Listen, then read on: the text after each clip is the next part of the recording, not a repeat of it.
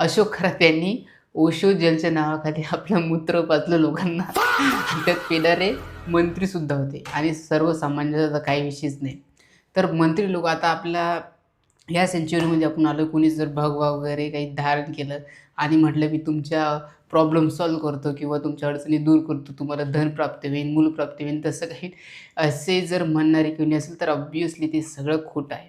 It's not possible. आता आपण एवढं जर कोणी म्हणतो चमत्कारवरती किंवा अंधश्रद्धावरती आपण जर श्रद्धा पाहिजे पण अंधश्रद्धा नको. दाभोळकरांचे तुम्ही व्हिडिओज बघितले किंवा दाभोळकरांना तुम्ही वाचलं तर तुम्हाला सगळं कळून जाईल, ठीक आहे.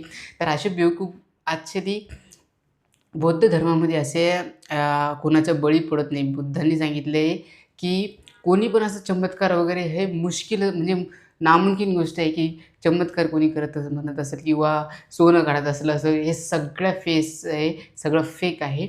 जसा मी मनुष्य आहे, जसं मी काही चमत्कार वगैरे करू शकेन तसं सगळे लोकं आहे. कोणीच एकदम युनिकमध्ये काही वाटू जन्म झाले नाही. तर अशा बौद्ध बाबापासून लोकांनी वाचलं पाहिजे.